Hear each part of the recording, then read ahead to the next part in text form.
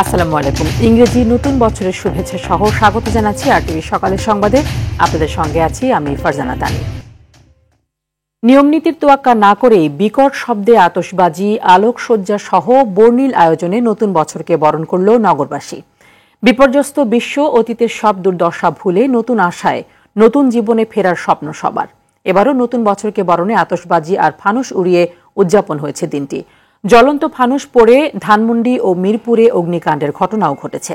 সাকিবুর রহমানের রিপোর্টে থাকছে বিস্তারিত। ঘড়ির কাঁটায় যখন রাত ঠিক 12টা, তখন ডিএমপির নিষেধাজ্ঞা তোয়াক্কা না করে আতশবাজির ঝলকে রঙিন হয়ে ওঠে ঢাকার আকাশ। 2024কে বিদায় দিয়ে 2025কে বরণ করতে এমন আতশবাজির আয়োজন। আতশবাজি, মশাল মিছিল, পটকা ফোটানো ও ফানুস ওড়ানোর নিষেধাজ্ঞা থাকলেও মানতে দেখা যায়নি কাউকেই। আতশবাজির বিকট শব্দে দিক বিদিক ছুটে বেড়াতে দেখা যায় পাখিদের। 2024 সাল কারো জন্য ছিল আনন্দের, আবার কারো জন্য ছিল বিষাদের। দুঃখ কষ্টকে পেছনে ফেলে নতুন বছরকে নতুনভাবে দেখতে চান সর্বস্তরের মানুষ। হঠাৎ করে গ্রাম থেকে এলাম ঢাকায় হ্যাপি নিউ ইয়ার পালন করতে। বিগত যে সালটা গেল 2024 সাল, এটাতে আমাদের যেমন উত্থান আছে তেমন পতনও আছে। মানুষ আরো বেশি মানবিক হয়ে উঠুক 2025-এ, এমন প্রত্যাশা সব শ্রেণী পেশার মানুষের। ঘটনাবহুল বছর ছিল। এই বছরের জনগণ দেখিয়ে দিয়েছে যে সরকার যদি জনগণের ইচ্ছায় না চলে তাহলে যে কোনো সময় তার একদিনও পতন হওয়া সম্ভব। আমাদের আগামী বছরটা সুন্দর যায় এবং নিরপেক্ষভাবে যায়, সুষ্ঠুভাবে যায়, এটাই হলো আমাদের সকলের প্রত্যাশা। সবাই যাতে ভালোভাবে জীবনযাপন করতে পারে, একসাথে থেকে যাতে আমরা ভালোভাবে দেশটাকে আরো উন্নতির দিকে নিয়ে যেতে পারি। তবে এই মানবিকতা হয়তো অনেকের কাছে পৌঁছাতে পারেনি। রাজধানীর ধানমন্ডি ও মিরপুরে আগুনের ঘটনা ঘটে। স্থানীয়দের দাবি, ফানুস পড়ে অগ্নিকাণ্ডের সূত্রপাত। সাকিবুর রহমান, আরটিভি, ঢাকা। সিন্ডিকেট ভেঙে নিত্যপণ্যের দামে ফিরবে সুদিন, হবে নতুন কর্মসংস্থান, জীবন হবে স্বাচ্ছন্দ্যময়। নতুন বছর 2025-এ এমনটাই প্রত্যাশা করছেন দেশের সাধারণ মানুষ। রপ্তানি খাতের সবচেয়ে বড় অবদান রাখা তৈরি পোশাক শিল্পের উদ্যোক্তারা বলছেন, জ্বালানি সরবরাহ ঠিক রাখার পাশাপাশি সময় মতো ব্যাংকের সহায়তা পাওয়া গেলে এই খাতের রপ্তানি ছাড়াবে $50 বিলিয়ন। আর অর্থনীতিবিদদের মত, অন্তর্বর্তী সরকার বাস্তবায়নযোগ্য পদক্ষেপ নিলে 2025-এ বাংলাদেশ হবে বিশ্বে মর্যাদাশীল রাষ্ট্র। আরও জানাচ্ছেন সেলিম মালিক।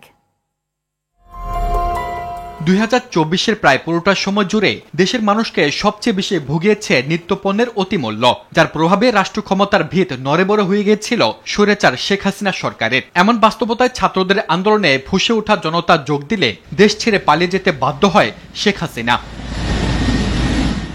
মূল্যস্ফীতি কিছুটা কমতির দিকে থাকলেও 2025-এর প্রথম দিনেও কষ্টে আছে মানুষ। ক্রেতাদের প্রত্যাশা, এবার ভাঙা হোক সিন্ডিকেটের কালো থাবা। সাগরের ঢেউর মতো বেড়ে যাচ্ছে, কমে যাচ্ছে। এটা কেন হবে? এটার পিছনে যে লোকগুলা লুকিয়ে আছে, আমার মনে হয় তাদেরকে চিহ্নিত করে এটাকে শিথিল করা উচিত। 2025 বাংলাদেশের সকল মানুষের জন্য সুখময় হোক। বৈষম্যহীন দেশের প্রত্যাশা করছেন সাধারণ মানুষ। 25-এ বাড়ুক কর্মসংস্থান, জীবন হোক স্বস্তিময়। আমাদের সিস্টেমটাই এমনভাবে তৈরি করে দেবেন ডক্টর ইউনূস স্যারের নেতৃত্বে, ওই ভিত্তির উপরে দাঁড়িয়ে এই দেশ হাজার হাজার বছর ধরে এগিয়ে যাবে। যার যার স্থান থেকে যদি সবাই কাজ করে, সবাই মনিটরিং করে, তাহলে আল্লাহর রহমতে 2025-এ আমাদের কোনো সমস্যা হবে না। শেখ হাসিনার পতনের পর নানা চক্রান্তে অস্থির তৈরি পোশাক শিল্প। এরই মধ্যে বন্ধ হয়ে গেছে শতকের বেশি কারখানা। তবে এই শিল্প উদ্যোক্তার প্রত্যাশা 2025-এ বাড়তে পারে রপ্তানি। ব্যাংকগুলির যে অসহযোগিতা, চরম অসহযোগিতা, পাশাপাশি শ্রমিকদের যে অসন্তোষ, এটাকে অন্তত বন্ধ করতে হবে। এই সমস্যাগুলি যদি সমাধান করা যায়, 15 থেকে 20% গ্রোথ হওয়ার সুযোগ কিন্তু আমাদের তৈরি হবে। তাহলে 50 বিলিয়নের রপ্তানি কিন্তু আমাদের ছাড়িয়ে যাবে, এটা আমাদের বিশ্বাস। আর অর্থনীতিবিদ ডক্টর রাশিদ তিতুমিরের মতে, অন্তর্বর্তী সরকার বাস্তবায়নযোগ্য এবং সুপরিকল্পিত পদক্ষেপ নিলে বদলানো সম্ভব দেশের চিত্র। সব সংস্কার করতে পারবে না এবং সাধারণ মানুষ তা চানও না। তারা চান যে দৃষ্টান্ত স্থাপন করা হোক, যাতে করে পরবর্তী রাজনৈতিক সরকার বাধ্য হন এই সমস্ত সংস্কার চালিয়ে যেতে। পাশাপাশি কৌশলী ভূমিকার মাধ্যমে বিশ্বে বাংলাদেশকে মর্যাদাশীল রাষ্ট্রে পরিণত করতে সরকারকে এগিয়ে আসার আহ্বান এই জ্যেষ্ঠ অর্থনীতিবিদের। বাংলাদেশ ভূ রাজনৈতিকভাবে গুরুত্বপূর্ণ হয়ে উঠছে। ভবিষ্যতে এমনভাবে পথ পরিক্রমা তৈরি করে যাওয়া দরকার যাতে বাংলাদেশ নেতৃত্ব দিতে পারে। সেলিম মালিক, RTV, ঢাকা।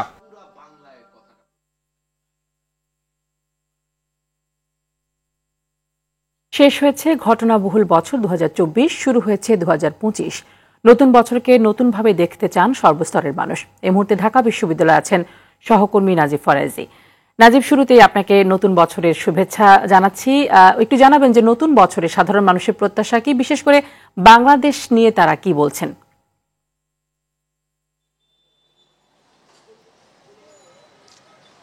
তানি, আপনাকে নতুন বছরের শুভেচ্ছা। আজ নতুন একটি সূর্যোদয়ের মধ্য দিয়ে নতুন একটি বছর শুরু হলো।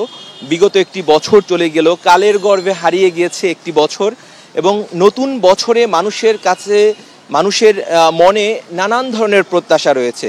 গত বছরটি যেভাবে মানুষকে অনেক কিছু দিয়েছে, যেমনি প্রাপ্তির আনন্দ রয়েছে, একই সঙ্গে অনেক কিছু না পাওয়ার হতাশাও রয়েছে। তবে সবকিছু ছাপিয়ে গত বছরটি মানুষের কাছে সবচেয়ে বেশি স্মরণীয় হয়ে আছে স্বৈরাচার একটি সরকারের বিদায় এবং একটি বিপ্লব। সেই বিপ্লবের মাধ্যমে মানুষের অর্জন এবং মানুষের স্বাধীনতা, কথা বলার স্বাধীনতা, তাদের মত প্রকাশের স্বাধীনতা এবং তাদের রাজনৈতিক যেই স্বাধীনতা, ভোটাধিকার প্রাপ্তির যেই স্বাধীনতা, সেটি রয়েছে। তো নতুন এই বছরটিতে যেই 2020 সাল যেটি হারিয়ে গিয়েছে কালের গর্ভে, এবং 25 যেই সাল যেটি এসেছে মানুষের দুয়ারে, সেই সালটিতে মানুষের কি প্রত্যাশা রয়েছে? আমি এখন ঢাকা বিশ্ববিদ্যালয়ের TSC-তে রয়েছি। এখানে নানান শ্রেণী পেশার মানুষ রয়েছে। আমার সামনে রয়েছে একজন নিম্ন আয়ের মানুষ। তার কাছ থেকে জানতে চাইব যে আপনার কাছে নতুন এই বছরটিতে কি প্রত্যাশা, আপনি কি চান এই বছরে আপনার কি অর্জন হোক? আমি চাই নতুন করে বছর আছে খুশি আনন্দ, এবং ভালোভাবে চলতে পারি, ভালোভাবে খাইতে পারি, এই আগে আমার খুশি আনন্দ। ধন্যবাদ আপনাকে। এখানে আরো একজন রয়েছেন, আমরা নিম্ন আয়ের মানুষ। তার কাছ থেকে জানতে চাইব আপনি এই নতুন যেই বছরটি, সেই বছরটিতে কি প্রত্যাশা করেন? আমি নতুন বছরে দেখা যায় যেন আমি যদি খাইলে ভালো থাকতে পারি, প্রত্যাশার এইটা। আর মনে করেন দেশের জন্য যদি সব উন্নতি হয়ে যায়, এটা আমি চাই, মনে করি দেশের সব কিছু উন্নতি যদি হয় তা এটা আমার কাছে ভালো লাগবো। এই আর আমরা গরিব মানুষ, আমরা খেতে খাটি, খেতে একদিন আনি একদিন খাই, একদিনই করতে পারি না, আনি খাইতে পারি না। আমাকে এই দশা হইতে আছে এখন। আপনারা কি দেশের সুশাসন চান? আপনারা কি ন্যায় বিচার চান? ন্যায় বিচার চাই আমরা, দেশের ন্যায় বিচার চাই আমরা। দেশের যদি ন্যায় বিচার হয় আমাকে কাছে খুব ভালো লাগবো। মুরব্বী মানুষ আছি আমরা, আর কতদিন বাঁচবো এই দুনিয়াতে, কতদিন আর থাকবো আমরা। ধন্যবাদ আপনাকে। আমরা আরো একজন শিক্ষার্থীকে পেয়েছি, এখানে আছেন। আপনার কাছে এই নতুন বছর যেটি 2025 শুরু হলো, আজকে প্রথম দিনই আপনাদের কি প্রত্যাশা নতুন বছরে? যে আমরা 24-এর যে বিপ্লব আমরা ঘটিয়েছি ছাত্র জনতা, সেই বিপ্লবে যে স্পিরিটটা আছে, সেই স্পিরিটটাকে আমরা 25-এও ধরে রাখতে চাই, এবং এই স্পিরিটটা আমরা চলমান থাকুক এটা চাই, এবং আমরা একটি দুর্নীতিমুক্ত বাংলাদেশ চাই এবং একটি সমতার বাংলাদেশ চাই। অনেক ধন্যবাদ আপনাকে। তানি, আপনি শুনছিলেন নতুন বছর নিয়ে মানুষের প্রত্যাশা, এবং আমরাও প্রত্যাশা করি নতুন বছর 2025 সাল সবার জন্য কল্যাণকর হোক এবং সবার জীবনে বয়ে আনুক অনাবিল শান্তি। তানি, নিশ্চয়ই এমনটি প্রত্যাশা থাকবে। নাজিব, ধন্যবাদ আপনাকে। আজ পর্দা উঠতে যাচ্ছে ঢাকা আন্তর্জাতিক বাণিজ্য মেলার। নতুন বছরে চতুর্থবারের মতো আয়োজন করা হচ্ছে রূপগঞ্জের পূর্বাচলে বাংলাদেশ চায়না ফ্রেন্ডশিপ এক্সিবিশন সেন্টারের স্থায়ী ভবনে। প্রধান উপদেষ্টা ডক্টর মোহাম্মদ ইউনূস সকাল 10টায় সশরীরে উপস্থিত থেকে এই মেলার উদ্বোধন করবেন। এবারের মূল আকর্ষণ হল জুলাই আগস্টে ছাত্র জনতার গণ আন্দোলনের স্মৃতির আদলে মেলার প্রধান প্রবেশদ্বার তৈরি করা হয়েছে। প্রতি বছরই আন্তর্জাতিক বাণিজ্য মেলায় নতুন কিছু সংযোজন করা হয়। সেই হিসেবে এবারের মেলায় মূল আকর্ষণ হচ্ছে জুলাই আগস্টে গণ আন্দোলনের ছাত্র জনতার যে আত্মত্যাগ, সেটিকে সামনে রেখে মেলা সাজানো হয়েছে। শহীদদের প্রতি সম্মান জানাতে মেলা প্রাঙ্গণে শহীদ আবু সাইদ কর্নার ও মীর মুগ্ধ কর্নার নামে কর্নার রাখা হয়েছে। সারা দেশে জেঁকে বসেছে শীত। ঠান্ডা ঘর থেকে বের হতে পারছে না সাধারণ মানুষ। ভোরে দেশের সর্বনিম্ন তাপমাত্রা 10 ডিগ্রি সেলসিয়াস রেকর্ড করা হয় ঠাকুরগাঁওয়ে। বিষয়টি নিশ্চিত করে জেলা আবহাওয়া অফিস। ঘন কুয়াশায় বিপর্যস্ত হয়ে পড়েছে পঞ্চগড়ের জনজীবন। ভোরে জেলার তেঁতুলিয়ায় 12.5 ডিগ্রি সেলসিয়াস তাপমাত্রা রেকর্ড করা হয়। ঘন কুয়াশায় হেডলাইট জ্বালিয়ে যানবাহন চলছে। সকালে চুয়াডাঙ্গায় 12 ডিগ্রি সেলসিয়াস তাপমাত্রা রেকর্ড করে আবহাওয়া অফিস। ঠান্ডা বাতাসে দিশেহারা হয়ে পড়ছেন সাধারণ মানুষ। দিনাজপুর, হিলি, কুড়িগ্রাম, তাপমাত্রা 11.1 ডিগ্রি সেলসিয়াস রেকর্ড করা হয়। এদিকে ঘন কুয়াশায় ব্যাহত হচ্ছে দৌলতদিয়া, পাটুরিয়া, আরিচা, কাজিরহাট ফেরি চলাচল। এমন ঠান্ডা যখন কোনো বাতাস বাইরে থাকাও যাইতেছে না, লোকজনের রাস্তাঘাটে নেই, এমন অবস্থায় আছি আমি। সাইকেল নেই, কোনো কিছু দেখা যাচ্ছে না, আর প্রচন্ড ঠান্ডা, বিশেষ করে বয়স্ক মানুষদের জন্য খুব অসুবিধা। পাশাপাশি আরো যারা আমরা উদ্যোগত বয়সে আমরাও হাঁটাহাঁটি করতে পারতেছি না। কাল থেকে অনেক ঠান্ডা, আকাশের একটু হইতো নাই, আজও অনেক ঠান্ডা, মেঘ খুব। এ বিষয়ে বিস্তারিত জানাতে ঠাকুরগাঁও থেকে সরাসরি যুক্ত হচ্ছেন সহকর্মী সোহেল পারভেজ। পারভেজ, নতুন বছরের শুভেচ্ছা শুরুতে একটু জানাবেন যে আপনি যেখানে আছেন সেখানে শীতের প্রভাব কেমন পড়েছে এবং শীতের প্রকোপে নিম্ন আয়ের মানুষ সহ যারা সাধারণ মানুষ রয়েছেন তারা কিভাবে দিনাতিপাত করছেন?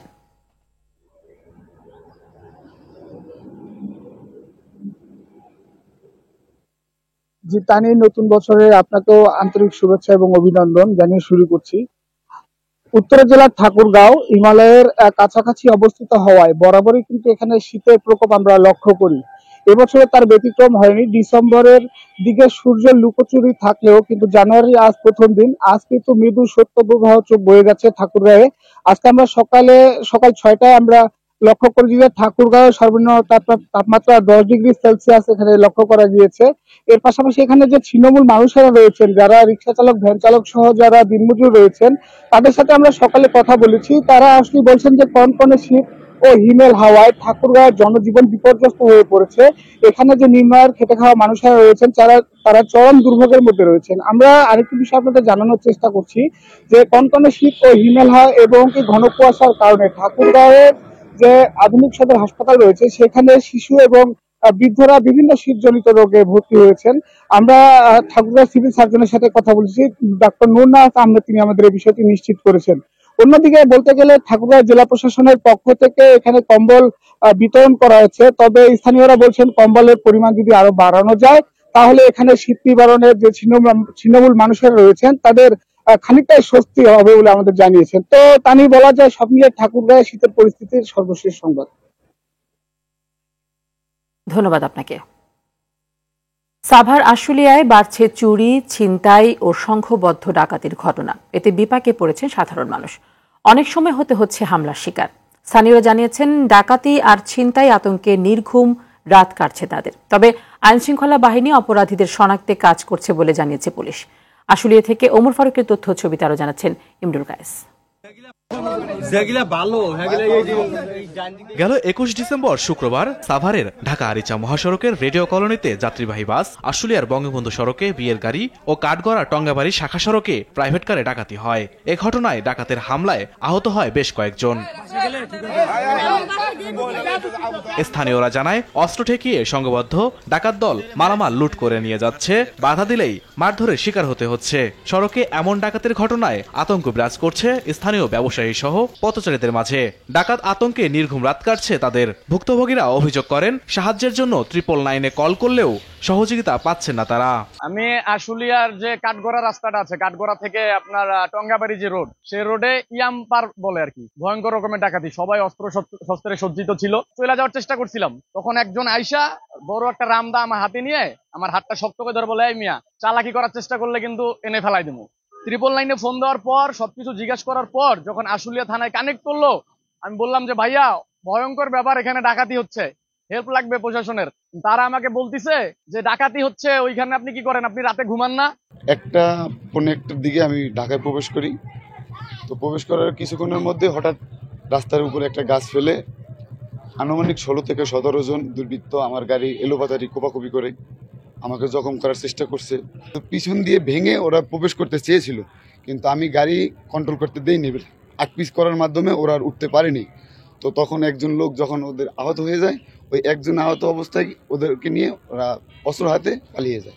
ডাকাত দলের আতঙ্ক আছে। আবার যা আমরা দেখতে পাচ্ছি যে রাস্তাঘাটে যানজট রাখলে বিভিন্ন ছিনতাইকারীরা চলতি বাসের মধ্যে ডাকাতি করছে। সেই পরিপ্রেক্ষিতে এই ডাকাত আতঙ্কের জন্য আমরা খুবই উদ্বিগ্ন। সাভার আশুলিয়ার চুরি, ছিনতাই ও সংঘবদ্ধ ডাকাতের ঘটনা বাড়ছে উল্লেখ করে এই শ্রমিক নেতা বলেন, অন্তর্বর্তী সরকার সহ যৌথ বাহিনীর তৎপরতা বাড়াতে হবে। প্রতিনিয়ত ডাকাতি, সন্ত্রাসী, জুলুম, নির্যাতন অব্যাহত রয়েছে।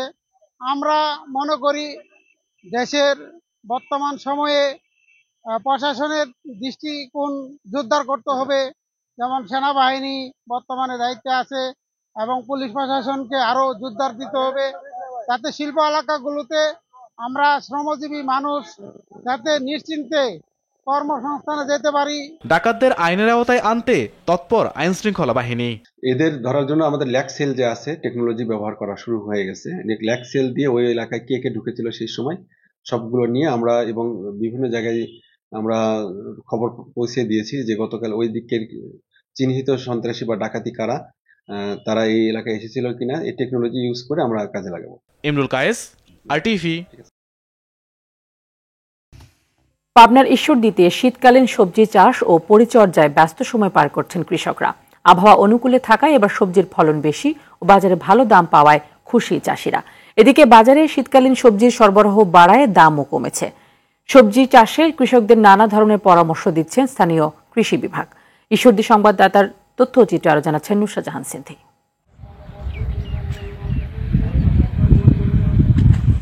পাবনার ঈশ্বরদী উপজেলার মাঠে মাঠে এখন সবুজের সমারোহ। কাকডাকা ভোর থেকে সন্ধ্যা পর্যন্ত ক্ষেত পরিচর্যায় ব্যস্ত সময় পার করছে চাষিরা। এরই মধ্যে শিম, ফুলকপি, লাউ, বাঁধাকপি, গাজর, টমেটো সহ প্রায় সব ধরনের শীতকালীন সবজি বাজারে উঠেছে। স্থানীয় চাহিদা মিটিয়ে এই সবজি যাচ্ছে দেশের বিভিন্ন এলাকায়। চলতি মৌসুমে অনুকূল আবহাওয়া, ভালো ফলন ও ন্যায্য মূল্য পাওয়ায় খুশি কৃষকরা। আমি গাজর বুনেছিলাম 17 বিঘা, তার মধ্যে ধরেন যে বিঘি 4 ভুঁই তোলা হয়ে গেছে। আগে 5 বিঘে তুলেছিলাম, সেই 5 বিঘে ফলন ভালোই হয়েছে। গাজর হচ্ছে ভালোভাবে যত্ন আদি করে বেচলাম, 50-60 হাজার লাভ হয়েছে মাস 3 মধ্যে, খরচ খরচা বাদে। মাঠও ভালো, আমার এখানকার ফলনও ভালোই হয়, দাম আগরটা ভালোই পাইছি। এখন পরিবর্তন না পেঁয়াজ, গাজর, ফুলকপি, ওলকপি, মূলা, সব রকমই, টমেটো,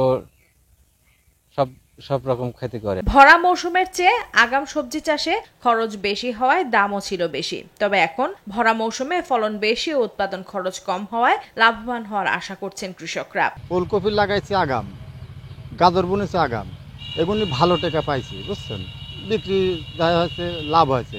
কিন্তু এখন ভরা মৌসুম, এখন এই যে ক্ষেত করা হয়েছে এগুলি আপনার দাম নাই, হয়তো আগাম দিয়ে এগুলি দিয়ে মেকআপ হবে, চলাচল আর কি চলে যাবে। সবজি করে আগে লাভবান বেশি হয়েছে। আমাদের এই জমিগুলো তো সবজির জন্য বেশি, মানে ধানের জন্য উপযোগী না ততটা। শীতকালীন সবজি চাষে ভাগ্য বদলেছে স্থানীয় অনেক কৃষকের। এ বিষয়ে সব ধরনের সহযোগিতা দিচ্ছে কৃষি অফিস। ঈশ্বরদী উপজেলাতে প্রায় 6093 হেক্টর জমিতে এবছর সবজি চাষ করা হচ্ছে। ইতিমধ্যেই আমাদের ঈশ্বরদীর উৎপাদিত বিভিন্ন আগাম সবজি বাজারে চলে আসছে, যার মধ্যে উল্লেখযোগ্য হচ্ছে আগাম সিম, আগাম গাজর এবং আমার এই ঈশ্বরদীর সিম এবং গাজর সহ অন্যান্য ফসল, যেমন ধরেন অন্যান্য সবজি, বাঁধাকপি, ফুলকপি, মূলাই, এগুলা দেশের বিভিন্ন বাজারে যায় এবং সিজনের শুরুতে আমার কৃষকরা এটা খুব উচ্চ মূল্যে বাজারে বিক্রি করে থাকে। যেমন উদাহরণস্বরূপ বলা যায় যে আমার ঈশ্বরদীর উৎপাদিত যে আগাম সিমটা আমার মৌসুমের শুরুতে কৃষক ভাইয়েরা প্রায় 200 টাকা কেজি দরে বিক্রি করে। তো এটা আমার কৃষকদের মাঝে খুবই জনপ্রিয় একটি ফসল এবং এখানে আমার সিম এবং গাজর চাষ করে অনেক কৃষক আছে যারা তাদের ভাগ্যের চাকা ঘুরিয়েছে। এখন পুরোপুরি আমার শীতকালীন পিক মৌসুমে চলে আসছে, এখনও কৃষকরা তাদের ফসলের ভালো দাম পাচ্ছে। আমার কৃষি বিভাগের কর্মচারীরা আমরা সবসময় তাদের বিভিন্ন পরামর্শ সহযোগিতা করি। ঈশ্বরদী উপজেলায় চলতি মৌসুমে 6093 হেক্টর জমিতে শীতকালীন সবজি আবাদ হয়েছে। নুসরাত জাহান সিন্ধি, আরটিভি।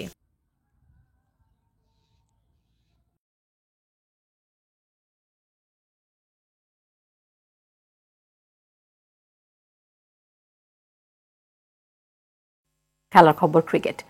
চলতি বছর ব্যস্ততা বাড়বে বাংলাদেশ ক্রিকেট দলের। বিপিএল এর ব্যস্ততা শেষে মিরাজ তাসকিনরা চ্যাম্পিয়ন্স ট্রফির উদ্দেশ্যে পাড়ি দেবে পাকিস্তান। এছাড়া বছর জুড়ে ভারত, শ্রীলঙ্কা, পাকিস্তান, জিম্বাবুয়ে ও ওয়েস্ট ইন্ডিজের বিপক্ষে খেলবে দ্বিপাক্ষিক সিরিজ। এরই মাঝে সেপ্টেম্বরে অংশ নেবে এশিয়া কাপে। নাজমুস সাকিব জানাচ্ছেন বিস্তারিত।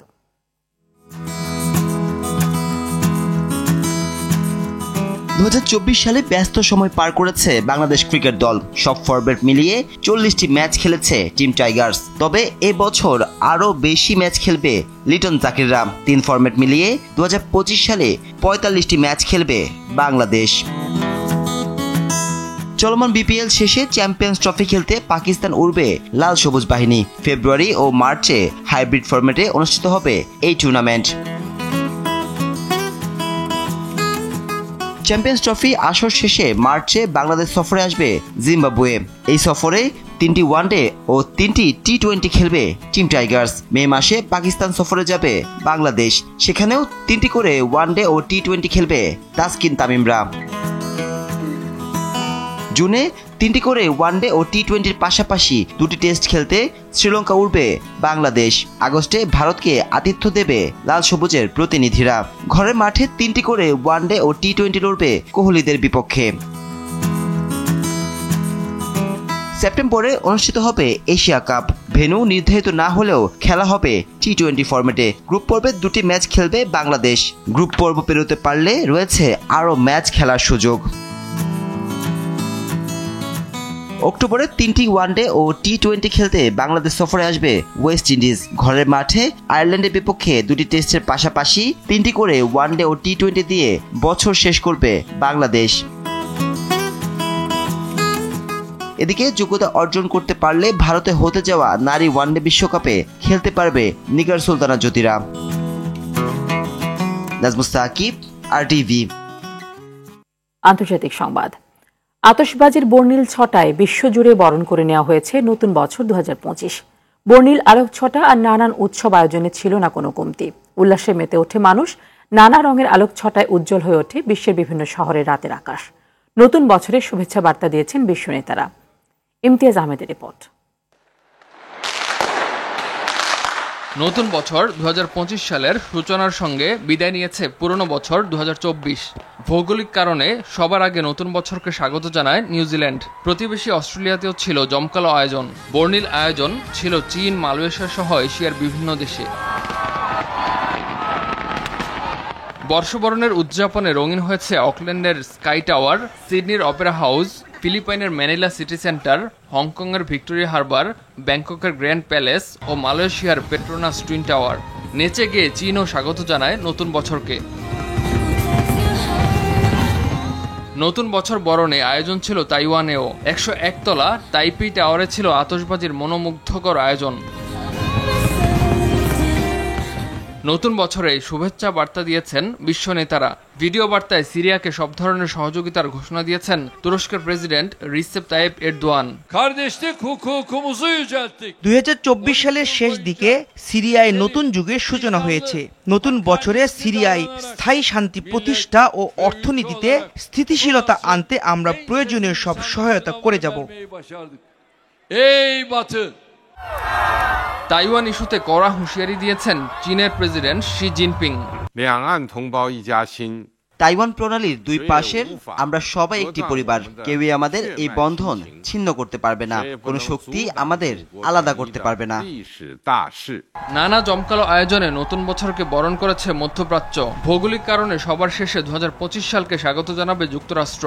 জমকালো আয়োজনের জন্য এরই মধ্যে প্রস্তুত ঐতিহাসিক Times square. Imtiaz Ahmed, RTV।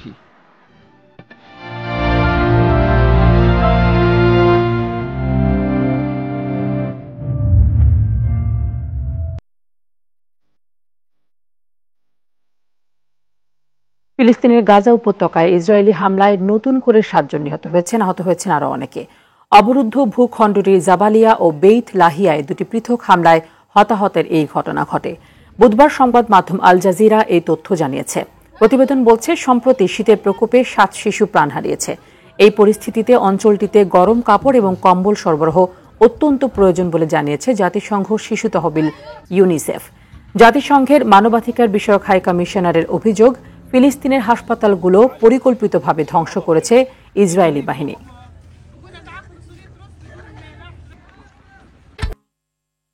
Football.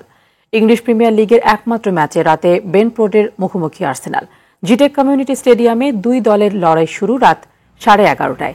18 ম্যাচে 10 জয় ও 6 ড্রয়ে তালিকার 3-এ অবস্থান করছে আর্সেনাল। জয় নিয়ে এক ধাপ এগিয়ে পয়েন্ট তালিকায় 2-এ জায়গা করতে চান গানার্সরা। অন্যদিকে 18 ম্যাচে 7 জয় ও 3 ড্রয়ে পয়েন্ট তালিকায় দ্বাদশ স্থানে রয়েছে ব্রেন্টফোর্ড। তালিকায় উন্নতি করতে এই ম্যাচে জয়ের বিকল্প ভাবছে না দ্য বিচরা। শেষ করার আগে মার্কেন্টাইল ব্যাংক সংবাদ শিরোনামগুলো জানিয়ে দিচ্ছে আরও একবার।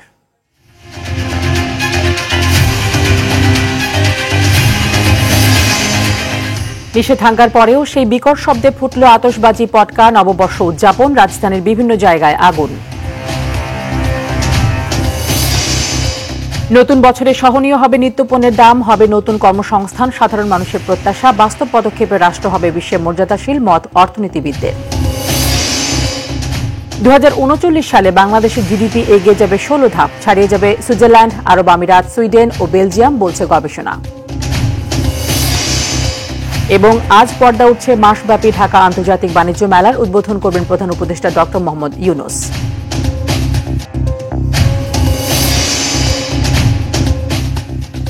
সকালের সংবাদ এই পর্যন্তই। মধ্যাহ্নের সংবাদ 12টায় দেখার আমন্ত্রণ রইল। ধন্যবাদ সবাইকে।